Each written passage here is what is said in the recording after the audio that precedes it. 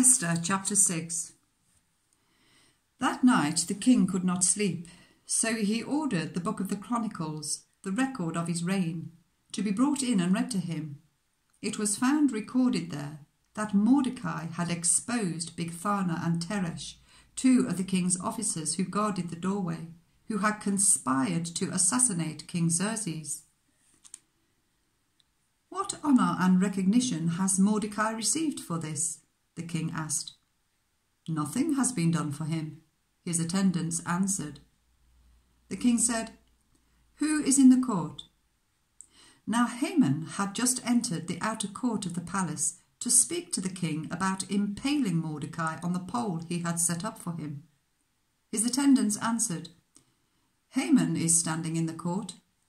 "Bring him in," the king ordered. When Haman entered, the king asked him, "What should be done for the man the king delights to honour?" Now Haman thought to himself, "Who is there that the king would rather honour than me?" So he answered the king, "For the man the king delights to honour, let them bring a royal robe the king has worn, and a horse the king has ridden, one with a royal crest placed on its head. Then let the robe and horse be entrusted to one of the king's most noble princes.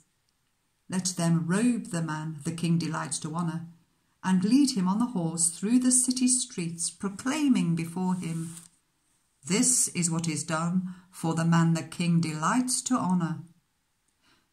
"Go at once," the king commanded Haman. "Get the robe and the horse, and do just as you have suggested for Mordecai the Jew, who sits at the king's gate. Do not neglect anything you have recommended." So Haman got the robe and the horse. He robed Mordecai and led him on horseback through the city streets, proclaiming before him, "This is what is done for the man the king delights to honour."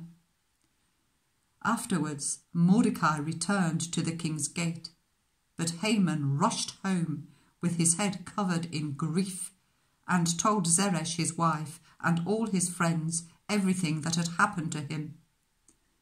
His advisers and his wife Zeresh said to him, "Since Mordecai, before whom your downfall has started, is of Jewish origin, you cannot stand against him. You will surely come to ruin." Whilst they were still talking with him, the king's eunuchs arrived and hurried Haman away to the banquet Esther had prepared.